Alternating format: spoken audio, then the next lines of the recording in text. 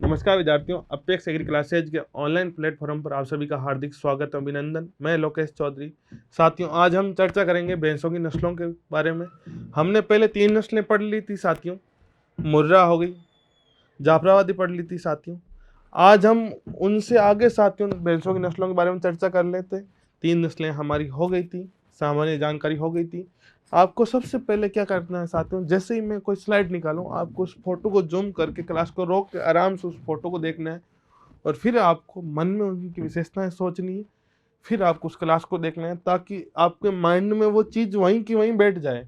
और जब आप नोट्स बनाओगे तो सेकेंड बार रिपीट हुआ, थर्ड बार एक बार आप उनको पढ़ लो रिपीट, फिर उनको 7 दिन से एक बार भैंसों की सारी नस्लें देख लो, गाय की सारी नस्लें देख लो। जब तक आपके एग्जाम आएंगे सारे क्वेश्चन मुंह पर याद होंगे। ठीक है बेटा, करें स्टार्ट क्लास को। और सबसे पहले हमारी जो नस्ल देखेंगे साथियों, वो ये आपके सामने मेहसाणा। कौन सी नस्ल साथियों? मेहसाणा। अब मैंने आपको कहा था मैं पढ़ाऊं वो अलग बात है, लेकिन अगर आप इस फोटो को जूम करके देखो वो अच्छी बात है। मैं आपको पढ़ा रहा हूं साथियों, आपको विशेषताएं समझा रहा हूं। उससे पहले अगर आप इस फोटो वीडियो को रोका और इस फोटो को जूम करके आप आराम से देखो और फिर इसकी विशेषता आप मन में सोचो और फिर मुझसे पढ़ो, उसकी जो याद करने की कैपेसिटी है साथियों, वो क्या हो जाते हो आप? प्रैक्टिकल हो जाते हो। और जब इंसान थ्योरी से ज़्यादा प्रैक्टिकल में ज़्यादा सीखता है, आपको पता है ना, थ्योरी से ज़्यादा इंसान प्रैक्टिकल में सीखता है। वो तब पॉसिबल है जब आप इस फोटो को रोक वीडियो को रोक के फोटो को जूम करके देखो। यूट्यूब ने अलग से फीचर दे रखा है आपके लिए, सुविधा के लिए, वो बस उसका सदुपयोग लीजिए। वैसे तो जूम करके बहुत चीज़ें देखते हो, लेकिन बेटे इस फोटो को जूम करके देखो और इस विशेषताओं की ओर गौर कीजिए। अगर हम आज की जो हमारी पहली नस्ल है साथियों मेहसाणा के बारे में चर्चा करेंगे। नाम से पता चल रहा है मेहसाणा कहाँ का साथियों? गुजरात का मेहसाणा, बड़ौदा, बनासकांठा और साबरकांठा क्षेत्र है। कौन कौन से क्षेत्र साथियों इसका ओरिजिन प्लेस माने जाते हैं?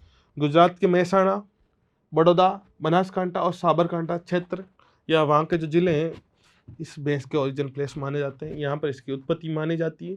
और साथ ही इसके वितरण की बात करें तो ये राजस्थान के जालौर जिले में सर्वाधिक पाली जाती है। कहाँ पर साथियों? जालौर जिले में।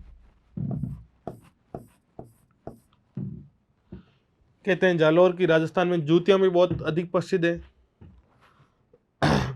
अगर साथियों और उसके साथ में जूतियों के साथ में मेहसाणा भैंस भी कहाँ पाई जाती है साथियों? जालौर के अंदर। अगर हम इनकी विशेषताओं की बात करें साथियों, सबसे पहले हम इसके अंदर देखेंगे सींगों की विशेषताएं। इनके सींग मध्यम आकार के होते हैं और पीछे की तरफ जाके अंदर की ओर मुड़ जाते हैं। ये आप फोटो में देख रहे हो साथियों, ये सींग मध्यम आकार के, ये पीछे की ओर गए और अंदर की तरफ मुड़ गए। क्या होगा साथियों? अंदर की तरफ मुड़ जाते हैं। अगर हम इसमें आगे बात करें साथियों, इसका दुग्ध काल की बात करें साथियों, सबसे लंबा दुग्ध काल होता है। क्वेश्चन एक और इंपॉर्टेंट निकल के आया, इस लाइन को इंपॉर्टेंट लगा लेना। सबसे लंबा दुग्ध काल कितना होता है बेटा? 325 दिन का। किसका होता है? तो मेहसाणा भैंस का। कोई कंफ्यूजन नहीं है। सबसे कम ब्यात काल में सर्वाधिक दूध उत्पादन तो जाफराबादी। पढ़ा था आपने? आप पढ़ रहे हो साथियों सर्वाधिक लंबा दुग्ध काल तो मेहसाणा का। किसका साथियों? मेहसाणा। कितने दिनों का है? 325 दिन का। चलिए हम एक और पहलू पर गौर करते हैं साथियों, इसे हम द्विज संकर नस्ल कहते हैं। दो नस्लों के संकरण से पैदा हुई नस्ल किसको कहते हैं साथियों? मेहसाणा को। अब दो नस्लें कौन कौन सी? एक तो है साथियों मुर्रा, एक है सुरती। एक क्या साथियों? मुर्रा, एक है सुरती। मुर्रा के बारे में हमने पढ़ लिया था, लेकिन सुरती के बारे में सस्पेंस बचा है। पिक्चर में अभी जान बाकी है ना, तो बस वो पिक्चर कहाँ खत्म होगी साथियों? जब सुरती पढ़ोगे तब आपकी पिक्चर खत्म हो जाएगी। मुर्रा के बारे में आपने पढ़ा था साथियों, ब्लैक ब्यूटी कहते हैं, जेट ब्लैक कहते हैं। पढ़ा था कि नहीं पढ़ा था? आपने पढ़ा था इसके सींग जलेबी आकार के होते हैं। ये इसका ओरिजिन प्लेस पंजाब व हरियाणा राज्य है। इसका वितरण साथियों दिल्ली में है। इसका इसे दिल्ली बफेलो भी कहते हैं। राजस्थान का उत्तरी जिलों के अंदर साथियों इसका वितरण माना जाता है। और साथियों सुरती की बात करें साथियों, सबसे कम या सबसे छोटा अवधि का गर्भकाल होता है। सभी भैंसों में साथियों 310 दिन का गर्भकाल होता है, लेकिन इसके अंदर 305 दिन का गर्भकाल होता है। कितने दिन का साथियों? 305 दिन का इसमें गर्भकाल होता है। कोई कंफ्यूजन वाली बात नहीं है। सुरती एक हल्की नस्ल है। चलो कोई बात नहीं, आगे चर्चाएं होती रहेगी। आपको इसके अंदर याद रखना है ये द्विसंकर नस्ल है या द्विसंकरण वाली नस्ल है। साथियों इसके दूध उत्पादन की बात करें तो 1800 लीटर प्रति बयांत। अब मुर्राम में सर्वाधिक दूध उत्पादन है बेटा, तो इसमें लगभग उनके बीच में तो होगा 1500 से लेकर 1800 लीटर, तो 1500 से लेकर 2500 लीटर मुर्रा का दूध उत्पादन है साथियों। तो इसका 1800 लीटर होना स्वाभाविक है। कुछ जीन्स होते हैं साथियों जो पेरेंट्स के समान होते हैं। अगर आप अपने माता पिता के समान दिखाई देते हो तो वो क्या है साथियों? हम हमारे पेरेंट्स के समान दिखाई देते हैं। वो पेरेंटल जीन के लक्षण है। वैसे ही इसके अंदर क्या साथियों, मुर्रा के अंदर दूध उत्पादन ज़्यादा होता है, लगभग 1500 से 2500 का होता है साथियों। तो वैसे भी इसका दूध उत्पादन ज़्यादा होगा, उनसे ज़्यादा नहीं तो उनसे थोड़ा बहुत लगभग उनके तो होगा साथियों। तभी तो इनका दूध उत्पादन 1800 लीटर प्रति बयांत है। तो साथियों इसके दूध में वसा की बात करें तो 7% तक वसा पाई जाती है। चलिए हम हर भैंस का रिपीट कर रहे हैं, तो इस भैंस को भी एक बार रिपीट कर लेते हैं। महसाणा कहाँ की साथियों? गुजरात के बड़ौदा, महसाणा, बनासकांठा और साबरकांठा क्षेत्र की है। ये पाई कहाँ जाती है? राजस्थान के अंदर। या इसका वितरण कहाँ पर साथियों? राजस्थान का जालौर जिला इसका वितरण है। इनके सींगों की बात करें साथियों, इसके सींग मध्यम आकार के होते हैं और पीछे की ओर मुड़े हुए होते हैं। और साथियों इसके दुग्धकाल की बात करें, सबसे लंबा दुग्धकाल होता है और 325 दिन का होता है। उसके बाद में साथियों एक और चर्चा की थी, द्विसंकर नस्ल है, 2 नस्लों के संकरण से पैदा हुई नस्ल है। तो 2 नस्लें कौन कौन सी थी? वो मुर्रा इंटू सुरती का संकरण था। दूध उत्पादन की बात की थी साथियों 1800 लीटर प्रति बयान थी, और वसा की बात की थी 7%। चंद सेकंडों में ये कंप्लीट हो गई। हुई कि नहीं हुई? तो ऐसे आपको चंद सेकंडों में याद हो जानी चाहिए। आगे हम बात करें साथियों सुरती की। मैंने कहा था ना पिक्चर में अभी जान बाकी है, और वो जान है महसाणा की सुरती। महसाणा का जो उत्पत्ति मानी जाती है साथियों वो द्विसंकर नस्लों से मानी जाती है। आपने मुर्रा पढ़ी थी, लेकिन सुरती के बिना मुर्रा अधूरी थी उस टाइम, और मुर्रा के बिना उस टाइम सुरती अधूरी थी। तो मुर्रा पढ़ी तो अब सुरती आपको पढ़नी पड़ेगी। और सुरती का ओरिजिन प्लेस साथियों गुजरात का बड़ौदा, खेड़ा व नंदियाड क्षेत्र। कौन कौन से साथियों? गुजरात के बड़ौदा, खेड़ा व नडियाड क्षेत्र। इसका वितरण देखें साथियों राजस्थान के अंदर, तो ये डूंगरपुर, बांसवाड़ा व उदयपुर जिलों में पाई जाती है। कहाँ पे साथियों? डूंगरपुर, बांसवाड़ा व उदयपुर जिलों में पाई जाती है। ज़्यादा देर किए बिना आप इस वीडियो को रोकिए और इस फोटो को गौर कीजिए और इसकी विशेषताएं देखिए साथियों। मैंने कहा था प्रैक्टिकली अगर आप इसको आंखों से देखो और आपको जो चीज़ें अलग दिखाई दे वही तो उनकी विशेषताएं होती हैं। किसी भी चीज़ को कैसे भिन्न करते हैं बेटा? जब उनकी विशेषताएं देखी जाती है। अब जैसे आप मान लो पशु परिचय में 17 लाख फॉर्म है कि नहीं? मान लो क्या ये तो फॉर्म है। अब इन 17 लाख फॉर्म में उनको कितने लेने साथियों? 5934 पद लेने लगभग, मुझे पक्का। अब इन 5934 जनों को अलग कैसे करेंगे साथियों? तो उनकी अलग क्वालिटी देखेंगे, उनके याद रखने की क्षमता देखेंगे, उनका माइंड लेवल देखा जाता है। और वो किससे आंकलन होगा साथियों? उनकी परीक्षा से आंकलन होगा। किन से होगा साथियों? परीक्षा से। तो उनकी विशेषताएं किससे आंकी गई साथियों? परीक्षा से आंकी गई। वैसे इनकी विशेषताएं किन से आंकी जाएगी? इनके बाहरी शारीरिक दशा को देखकर, इनके दूध उत्पादन को देखकर बाकियों से ये भिन्न कैसे हैं वो आंकलन किया जाता है। अगर आप 5934 वो भिन्न कैसे हैं साथियों? वो अच्छा कंटेंट पढ़ते हैं, वो उनको बार बार रिपीट करते हैं, उनको बार बार याद करते हैं, तब उनके क्या साथियों माइंड में बैठता है, वो जाके माइंड के अंदर धंसता है। और फिर वो एग्जाम के टाइम सारे उत्तर ऐसे टिक लगाते रहते हैं, हर क्वेश्चन का उनको आंसर आता रहता है, और लास्ट में जाके वो 5 या 4 क्वेश्चन छोड़ते हैं। और जब उनका माइंड लेवल अधिक होगा या उनका जो प्रेजेंट ऑफ माइंड होगा साथियों वो स्थिर रहता है, अगर उनका माइंड और उस टाइम उपस्थित रहता है जिस टाइम हम पढ़ा रहे हैं, तो फिर बात ही कुछ और है। फिर ज़्यादा अच्छे मार्क्स आएंगे। फिर सरकार क्या कहती है? अगर तू जो जिला मांगे वो तुझे जिला देंगे हम, जो तू गांव मांगे वो तुझे गांव देंगे। बस शर्त थी वो तूने जीत ली। जमाने से शर्त लगी थी जीतने की, फिर मैंने अपनी दम लगा दिया, अपनी जी और जान लगा दिया उस सत्य को जीतने के लिए। और फिर क्या हुआ साथियों, आखिरकार हमारी जो उम्मीद थी वो रंग लाई। और फिर घर वालों की उम्मीदें थी कि भाई हमारा बेटा गवर्नमेंट जॉब लगाए तो हमारे पास ही रहे। और वो पास कब रहेगा साथियों, जब आपके अच्छे मार्क्स आएंगे। अच्छे मार्क्स आए तो घर वालों ने कहा बेटा गांव में ही ले ले, वहाँ से यहाँ आएगा, घर रहेगा और घर का खाना खाएगा, आराम से जीवन यापन करेगा। वो अच्छी होती बेटा। चलिए हम हट के जा रहे हैं, हम हमारे टॉपिक पर आते हैं और सुरती भैंस की साथियों नस्लों की विशेषता बात करते हैं साथियों। सुरती भैंस की, इस नस्ल की भैंसों में साथियों जबड़े के नीचे व आंखों के ऊपर, एक तो यहाँ जबड़े के नीचे साथियों, एक यहाँ आंखों के ऊपर सफेद रंग की क्या होती है, पट्टी पाई जाती है। पहली विशेषता। इनके साथियों सींगों से सबसे ज्यादा बार पूछा गया है किस भैंस के सींग दराती आकार के या सिक्कल टाइप या हंसी आकार के होते हैं, तो साथियों याद रखना हमारी सुरती भैंस के। बहुत बार क्वेश्चन आया हुआ है, इस लाइन को इंपॉर्टेंट लगा लेना। पेट कैसा होता है साथियों, नाव के आकार तक, नाव के आकार का होता है। सुरती भैंस हल्के कामों के लिए अच्छी मानी जाती है। किन कामों के लिए साथियों, जो हल्के काम होते हैं उनके लिए सुरती भैंस को हम काम में ले सकते हैं। गर्भकाल अवधि मैंने आपको बताया था सबसे कम होती है 305 दिन की, बाकी की साथियों 10 माह 10 दिन की होती है, यानी 360 से लेकर 310 दिन की गर्भकाल अवधि होती है बाकी भैंसों की। लेकिन इसकी साथियों 305 दिन की गर्भकाल अवधि होती है। दूध उत्पादन की बात करें साथियों तो 1500 से लेकर 1700 लीटर प्रति ब्यान, 1500 से 2500 सबसे ज्यादा मुर्रा का, सुरती का 1500 से 1700 लीटर। इन दोनों के संकरण से पैदा हुई मेहसाणा, कौन सी नस्ल हुई साथियों, उसका है 1800 लीटर प्रति ब्यान। यह नस्ल विकसित हुई और इसका दूध उत्पादन कितना है साथियों, 1800 लीटर प्रति ब्यान। और साथियों इसके दूध में वसा है 7.5%। कितनी है, 7.5% वसा पाई जाती है। ये भैंस कंप्लीट हुई। इसकी विशेषताएं एक बार वापस देख लीजिए। इस भैंस के साथियों जबड़े के नीचे और आंखों के ऊपर क्या पाई जाती है साथियों, तो सफेद पट्टी पाई जाती है। मैंने कहा था ना, मन से आवाज निकलनी चाहिए। जब मैं वापस बोलूं कि जबड़े के नीचे और आंखों के ऊपर, तो मन से आवाज आनी चाहिए, सफेद पट्टी पाई जाती है। वो तब आएगी जब आपका प्रेजेंस ऑफ माइंड होगा, इस क्लास के अंदर आपका माइंड स्थिर रहेगा। सींग कैसे होते हैं साथियों, दराती आकार के, हंसी आकार के या सिकल टाइप। इस लाइन को इंपॉर्टेंट लगा लेना।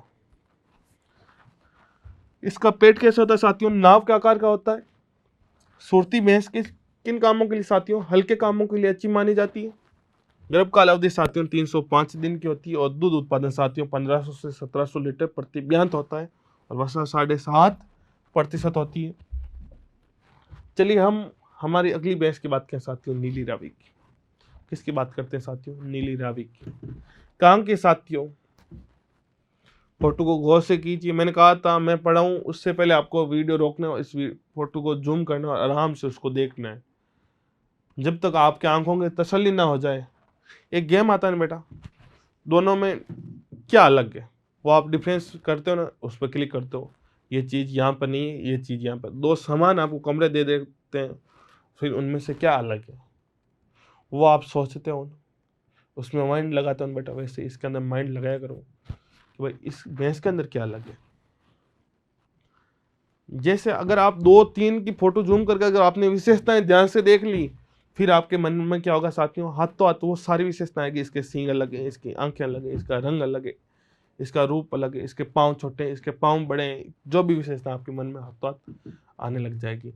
वो कहते हैं ना, जब हम गेम स्टार्ट करते हैं साथियों लेवल इजी होते हैं, धीरे धीरे आगे बढ़ते हैं तो वो हार्ड होते जाते हैं, फिर भी हमें वो आसान लगते हैं। क्यों, क्योंकि हमने शुरू से देखना चालू किया था, फिर हमें पता लगने लग गया भाई यहाँ पर ये चीज़ हो सकती है। अब हमको पता है साथियों, इसके पाँव को देखना है, इसकी आंखों को देखना है, इसके सींगों को देखना है, तो आप आराम से कॉन्फिडेंसली देख सकते हो। इसकी पूंछ को देखना है। चलिए साथियों हम चर्चा करते हैं नीली रावी की। तो इसका उत्पत्ति स्थान पंजाब का फिरोजपुर जिला है। कौन सा साथियों, पंजाब का फिरोजपुर जिला। इसे नीली रावी क्यों कहते हैं, जो सतलज नदी है साथियों उसका पानी नीला होने के कारण इसे नीली रावी कहा जाता है। बेटा इस लाइन को इंपॉर्टेंट लगा लेना, बहुत बार क्वेश्चन आ गया है। भैंस को नीली रावी क्यों कहा जाता है, उसके अंदर 4 ऑप्शन आता है, उनमें से एक आता है सतलज नदी का पानी नीला होने के कारण इसे नीली रावी कहते हैं। किस कारण कहते हैं साथियों, सतलज नदी का पानी नीला होने का कारण या नीला दिखाई देने का कारण इसे नीली रावी के नाम से जाना जाता है। ये कहाँ के साथियों? पंजाब के फिरोजपुरा या फिरोजपुर जिले की है। इसे साथियों पंच कल्याणी या पंजाबी भैंस भी कहा जाता है। ये पंजाब के तो पहले पंजाबी तो कहेंगे, उसके साथ में साथियों इसे पंच कल्याणी नाम भी दिया गया है। क्या नाम दिया गया है साथियों? पंच कल्याणी, और पंजाबी भैंस के नाम से जाना जाता है। हम और विशेषताएं देखें साथियों, आगे बढ़े तो इसका चेहरा,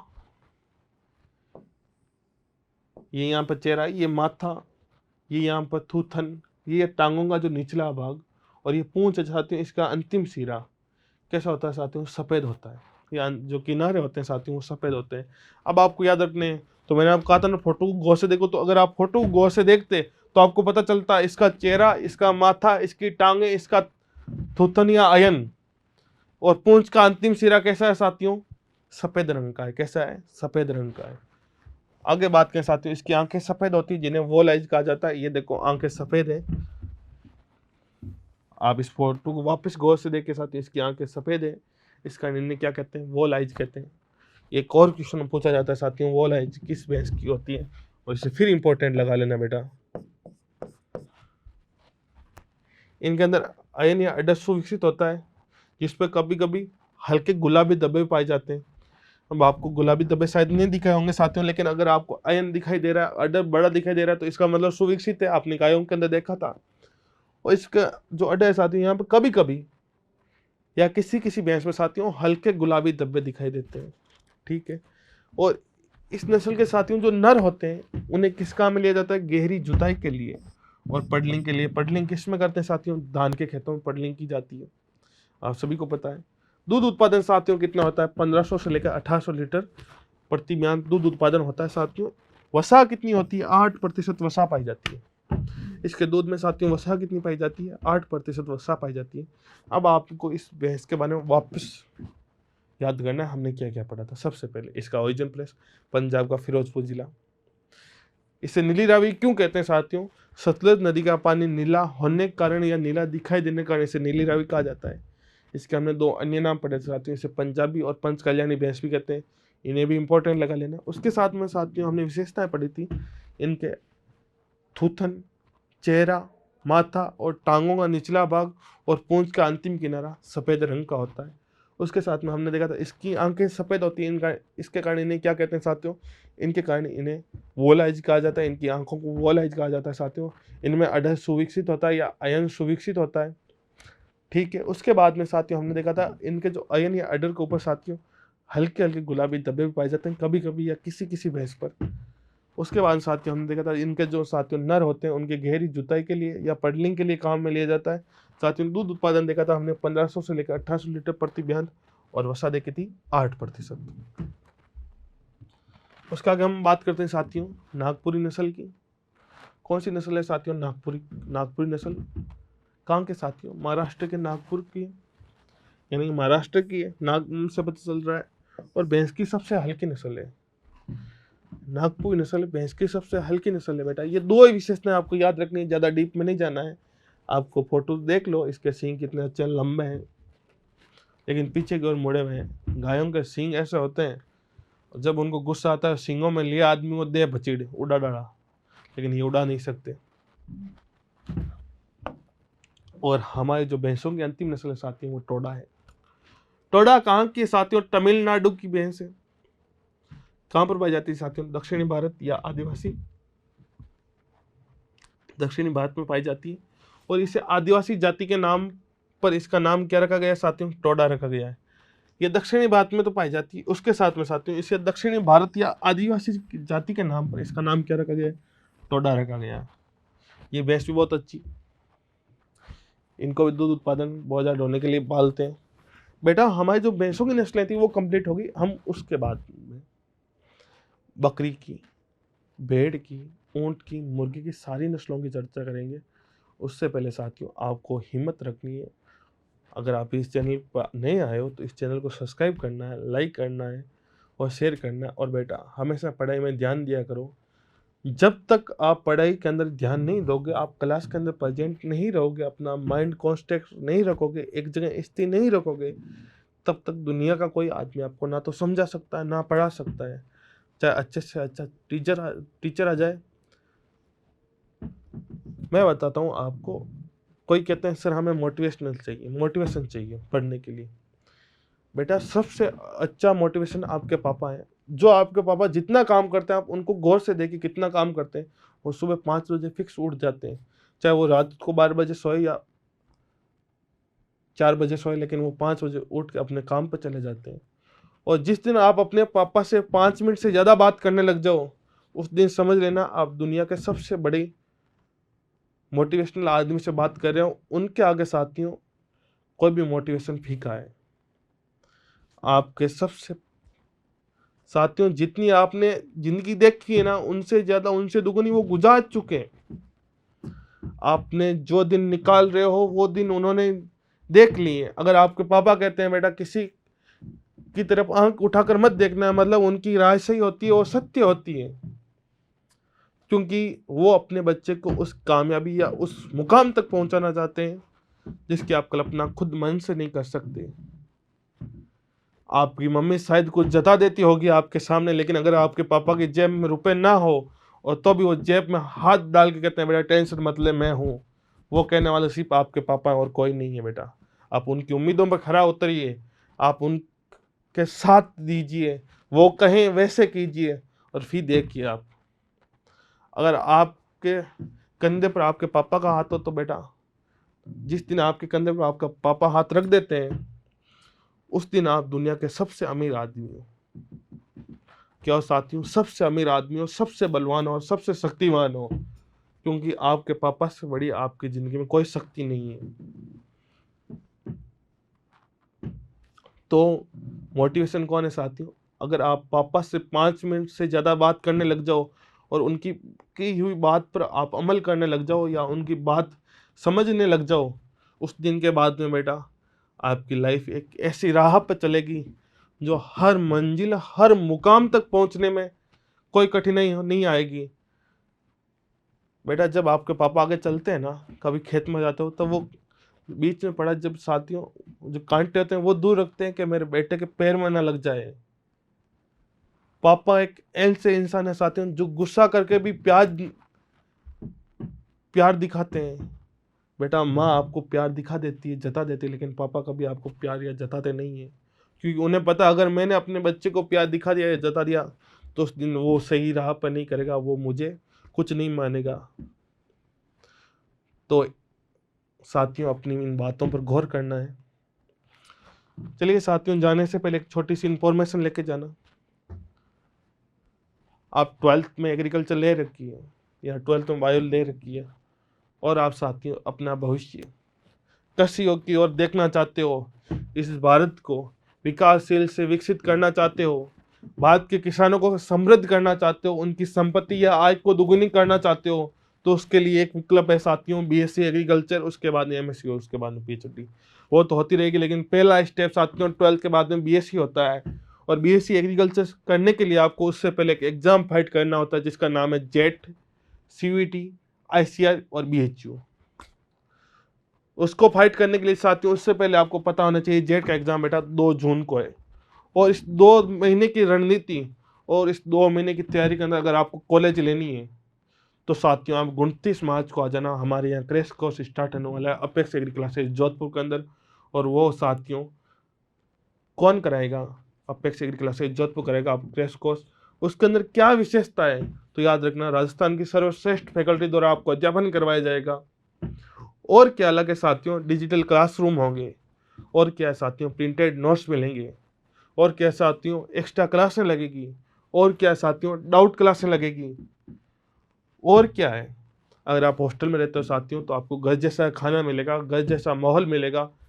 पढ़ाई के लिए आपको साथियों और हॉस्टल में एक्स्ट्रा क्लासें लगाई जाएगी। तो देर नहीं कीजिए, अपनी सीट पक्की करने के लिए दिए गए नंबरों पर अभी कांटेक्ट कीजिए और अपनी सीट को पक्की कीजिए। और साथियों उसके साथ में क्रैश कोर्स के साथ में हमारे साथ यहाँ पर 11th और 12th फाउंडेशन भी चलाए जाते हैं। और साथियों अगर आप 2 महीने की तैयारी में हल्की सी भी कमी रख देते हो या आपको जो कॉलेज मिली है गवर्नमेंट, आप उससे ज़्यादा आप अपनी यूनिवर्सिटी को लेना चाहते हो या अपनी डिस्ट्रिक्ट में कॉलेज लेना चाहते हो और आपको नहीं मिली, तो आप आगे तैयारी जारी रखकर उस कॉलेज को प्राप्त करना चाहते हैं तो साथियों उसके लिए हम लगाएंगे एक लॉन्ग ईयर टारगेट बैच। उसके साथ में एक साथियों एक और विशेषता जो सबसे महत्वपूर्ण है, हमारे यहाँ पर हिंदी मीडियम और इंग्लिश मीडियम दोनों के बैच अलग अलग लगाए जाएंगे। तो कहाँ पर आना है साथियों, अगर आपको एग्रीकल्चर में भविष्य बनाना है तो आना है अपेक्स एग्री क्लासेस जोधपुर आना है। आज के लिए बस इतना ही, फिर कल मिलेंगे किसी नए टॉपिक के साथ में। तो साथियों धन्यवाद, सभी आए हुए कश्मीरों को मेरा एक बार दिल से सलाम।